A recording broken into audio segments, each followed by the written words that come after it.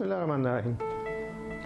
Cost saving end user जब requisition लिख रहा होता है, जब वो अपनी आइटम डिमांड कर रहा होता है तो वहाँ से स्टार्ट हो जाती है। अब दो किस्म के लोग होते हैं। नंबर एक तो लॉयल होते हैं जो ऑर्गेनाइजेशन के, वो उनकी कोशिश होती है कि कम से कम अमाउंट में अपनी रिक्वायरमेंट को पूरा कर लिया जाए। अगर उनका काम कम अमाउंट में पूरा हो रहा हो तो वो एक लोअर वर्जन या लोअर मॉडल लिखेंगे जिससे काम चल जाए। लेकिन दूसरी किस्म के लोग जो कि कहते हैं कि भाई कंपनी का माल है, इसमें क्या आप लिखो, जो सबसे अच्छा मॉडल है वो लिखो, जो सबसे कीमती चीज़ है वो लिखो, मुझे तो ये चाहिए। तो अब ये डिपेंड करता है एंड यूज़र के ऊपर के उसका एटीट्यूड किस किस्म का है।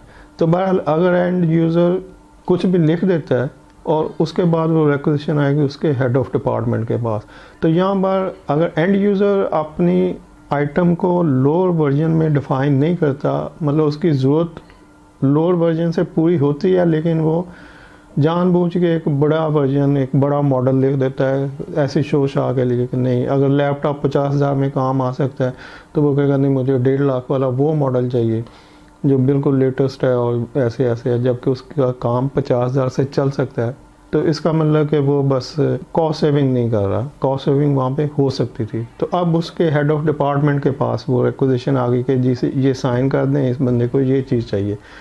तो यहाँ पे हेड ऑफ डिपार्टमेंट भी उसको रोक सकता है कि भाई ठीक है इस आइटम की इतनी ज़रूरत नहीं है, या डिपार्टमेंट में पहले इतने कंप्यूटर पड़े हैं तो इसको आप इस तरह से शेयर कर लें, या जो आइटम वो डिमांड कर रहा है उसके लिए कोई सजेशन दे सकता है, या उसकी क्वालिटी और क्वांटिटी के मतलब मॉडल के मतलब वहाँ डिफ़ाइन कर सकता है। तो लेकिन मोस्टली हेड ऑफ डिपार्टमेंट भी अपनी टीम की फेवर में होते हैं। वो कहते हैं अच्छा इसको ये चाहिए चीज़ तो बिल्कुल मंगवाओ जल्दी मंगवाओ। तो वो अपनी टीम की फेवर में काम कर रहे होते हैं कि टीम मेरे साथ है, मेरा बंदा है तो ठीक है इसको ज़रूरत है तो मंगवा दो। अब यहाँ पर भी कॉस्ट सेविंग हो सकती थी, लेकिन या होगी या नहीं होगी। उसके बाद वो रिक्वेजिशन आ जाएगी स्टोर में, स्टोर से वो प्रोक्योरमेंट में, अगर स्टोर में अवेलेबल है तो इशू हो जाएगी, अदरवाइज अगर स्टोर में अवेलेबल नहीं है तो वो प्रोक्योरमेंट के पास रिक्वेजिशन आ जाती है। तो अब प्रोक्योरमेंट डिपार्टमेंट भी दो तरह की एक्टिविटी कर रहे होते हैं। नंबर एक तो प्रोक्योरमेंट डिपार्टमेंट को या तो वहाँ का माहौल कुछ इस तरह का होगा कि जो भी रिक्वेजिशन आपके पास आ जाए आपने परचेज़ कर देना है, आपने उसको प्रोक्योर कर देना, आपने उसे रोकना नहीं है। तो वहाँ पे तो जो भी रिक्वेजिशन आती है बस वो इसमें इसके ये फ़ाइनल है, इस पे सारे साइन हुए हैं और ये अब हर हाल में प्रोक्योर होना है। लेकिन कुछ अच्छी ऑर्गेनाइजेशन में इस तरह का कल्चर होता है कि वहाँ पे प्रोक्योरमेंट हेड जब भी उसके पास डेली सुबह जितनी रिक्वेजिशन आती हैं तो वो उसको ज़रा गौर से देखता है, डिटेल से देखता है कि कौन सी चीज़ है, किस डिपार्टमेंट ने रिक्वेजिट की है, कितनी इसकी वैल्यू होगी और क्या इसकी ज़रूरत है नहीं है। तो कुछ चीज़ों को प्रोक्योरमेंट वाले या प्रोक्योरमेंट हेड जो है वो रोक भी देता है कि इसको रिव्यू के लिए या तो वापस डिपार्टमेंटल हेड को भिजवा दिया जाए या सीनियर मैनेजमेंट को भिजवा दिया जाए कि क्या ये ली जा सकती है या क्या हम ले लें इसको, तो इसको ज़रा रीचेक कर लिया जाए। फॉर एग्ज़ाम्पल मैं एक बड़ी कंपनी में था, मल्टीनेशनल थी, कोरियन कंपनी, तो वहाँ पे डिफरेंट आउटलेट थे, सेल पॉइंट थे जहाँ पे बुकिंग होती थी। तो अब एक नया बुकिंग सेंटर कंपनी का खुल रहा था। अब वो एक शॉप का बुकिंग सेंटर था तो वहाँ पे एसी लगे हुए थे या कस्टमर सर्विस से रिलेटेड था तो कस्टमर डीलिंग थी तो एसी वगैरह लगे हुए थे, कंप्यूटर चलने थे और चीज़ें, तो लोड शेडिंग का बड़ा प्रॉब्लम था। तो वो जो ऑपरेशन डिपार्टमेंट के हेड थे जिनके अंडर वो आता था सेल पॉइंट, तो उन्होंने एक जब बाकी चीज़ें रिक्वेजिट की तो उसमें एक जनरेटर भी लिख दिया। तो वो सारी चीज़ें परचेज़ होना शुरू हो गई उस रिक्वेजिशन में, जितनी मतलब एक नए आउटलेट के लिए पूरी एक कंप्लीट रिक्वेजिशन बनी, जितनी भी चीज़ें से 50-60 चीज़ें चाहिए तो सब चीज़ें एक एक करके परचेज़ होना शुरू हो गई। तो अब उसी के अंदर एक जनरेटर की भी डिमांड थी और वो जितनी कैपेसिटी का जनरेटर था उसकी प्राइस कोई 15-20 लाख रुपए बनती थी। अब वो सेंस तो ये बनती थी कि रिक्वेजिशन आई है तो जाहिर है उसको प्रोक्योर होना है, उसमें जो भी लिखा है वो तो होना ही होना है।